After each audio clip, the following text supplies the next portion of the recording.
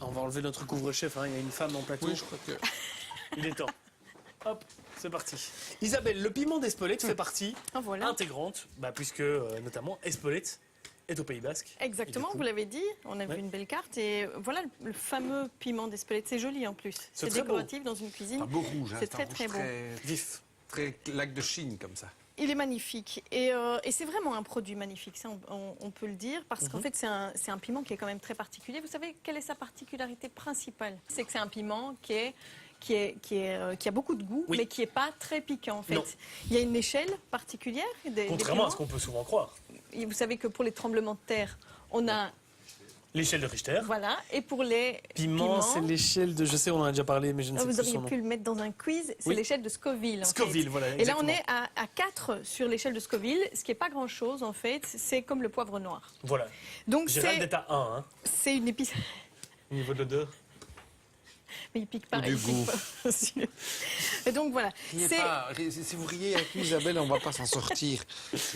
Donc c'est un produit qui est magnifique parce qu'il va aider à relever les saveurs dans la cuisine, mais il ne va pas non plus mettre la bouche en feu.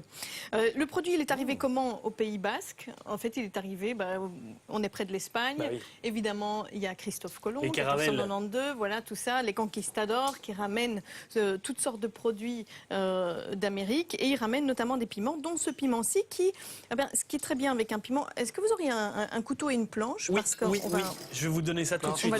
Évidemment, les piments, ils arrivent en Europe, mais ils arrivent avec leurs graines, évidemment, puisqu'ils contiennent leurs graines. Et très rapidement, on va essayer de les acclimater chez nous. Et ça va très très bien marcher justement au Pays Basque. En particulier, à partir de la moitié du XVIe siècle, on va le cultiver à Espelette, d'où son nom. En fait, le piment d'Espelette, c'était au marché d'Espelette, notamment, que les femmes venaient vendre leur production sur des cordes comme ceci, en fait. C'est génial, hein. Alors, très rapidement aussi, en fait, au départ, on le consomme, et son succès vient aussi du fait qu'on pense que c'est un aphrodisiaque, que c'est une plante médicinale, en fait. Antioxydante. Elle est pleine de vitamines, ça c'est vrai. Il y a quasiment plus de vitamines que dans les agrumes, dans du piment. Donc c'est vrai que c'est plein de qualités, c'est cicatrisant, c'est antiseptique. Mais très rapidement, on va aussi l'utiliser. Tout près d'Espelette, il y a Bayonne. Donc on va enduire le piment cultivé à Espelette coûte moins cher que du poivre qui vient de parfois bien loin. Et donc on va, pour la conservation, enduire les jambons avec de la poudre de piment d'Espelette. C'est ce qui a été fait là? Vous pensez sur ce jambon-là? Je ne pense pas nécessairement sur celui-là, mais ce qui va être fait aussi, puisqu'à Bayonne, en fait, on connaît Bayonne pour le jambon de Bayonne. Oui, bien sûr. Mais est-ce que vous savez quelle était l'autre spécialité de Bayonne?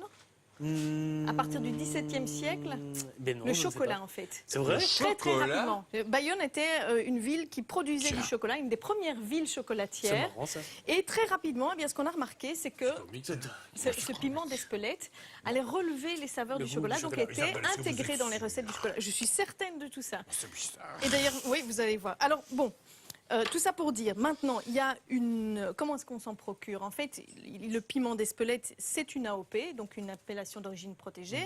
Il ne peut normalement venir, que de là, c'est-à-dire une dizaine de communes dans l'ouest du Pays Basque. On va le trouver, alors en magasin chez nous, on peut le trouver sous forme de cordes comme ceci. C'est pas bon marché, c'est entre 35 et 40 euros pour une corde comme celle-ci. Mais bon, c'est un peu un produit raffiné. Mais on utilise quelle quantité pour des recettes? On ne va pas utiliser énormément ici. Bon, par exemple, si on l'utilise frais, comme ceci, sur la corde, on va en couper des lanières qu'on va soit simplement faire revenir dans un petit peu d'huile, vous allez voir, c'est délicieux, soit intégrer dans certaines sauces en petite quantité. Un piment va suffire largement pour donner de l'arôme à une sauce.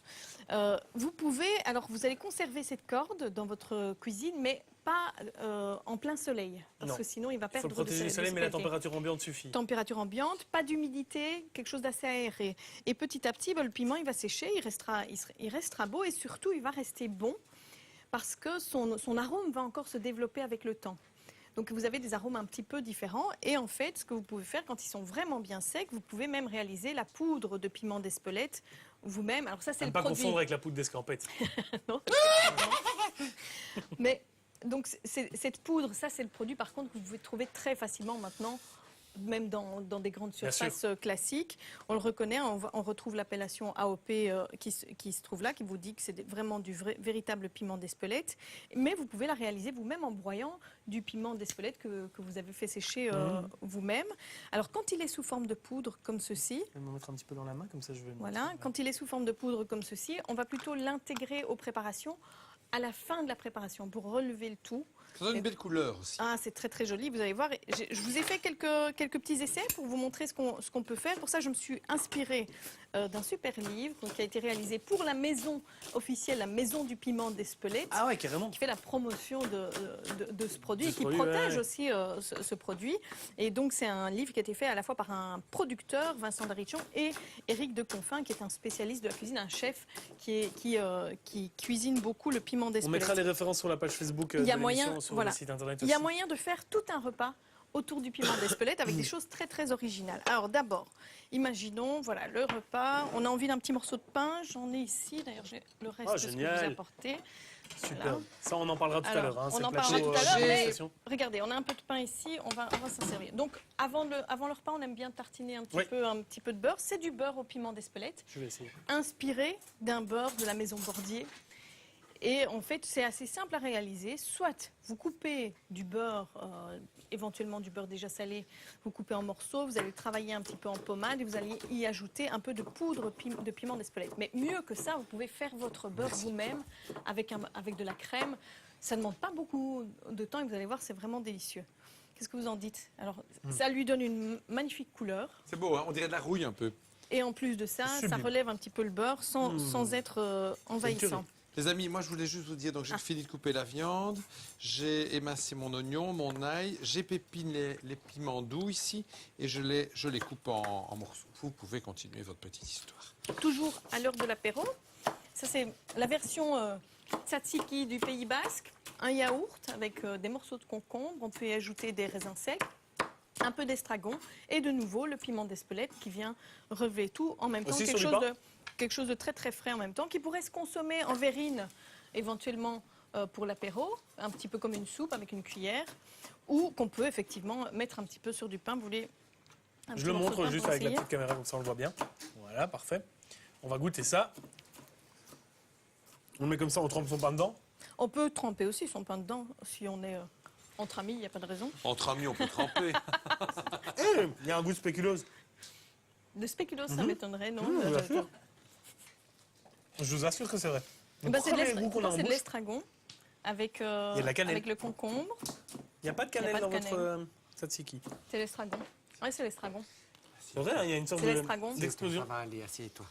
Une sorte d'explosion comme du spéculoos. Mais il faut bien m'asseoir. Voilà, explosion. C'est le goût de l'estragon, vous sentez là. Ça va bien? Occupez-vous de votre recette, Gérald.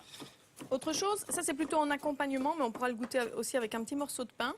C'est la version basque de la mayonnaise, c'est la bayonnaise, où on va remplacer la moutarde qu'on peut mettre au début pour faire monter la mayonnaise normalement par de la purée de piment d'Espelette. Alors on trouve effectivement, je vous ai dit, piment frais, piment séché, piment en poudre, mais on trouve aussi toute une variété de choses. On va avoir de la gelée de piment.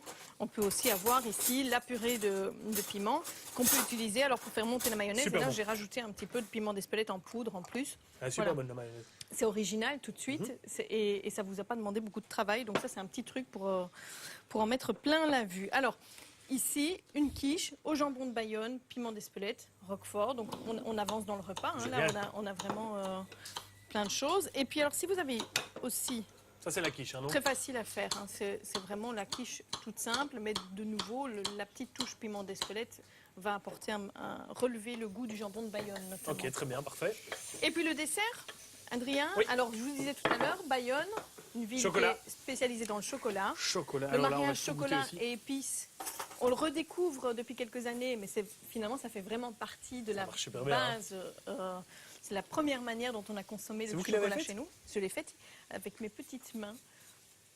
Vous m'en direz des nouvelles parce que j'ai goûté au moment où j'ai nettoyé les plats, évidemment. Bonne. Et voilà. Vous devez savoir que je suis un grand amateur de crème de mousse au chocolat. On ne peut pas dire qu'il y a du piment d'Espelette dedans. Moi, je le sais. Tout simplement, ça donne toute sa saveur au chocolat. Ouais. de cette manière-là. C'est une tuerie. Super bon. Donc Merci voilà, beaucoup, Isa. Plein de bonnes astuces, possibilités. effectivement, en piment d'Espelette. On mettra évidemment toutes les références dont vous avez parlé.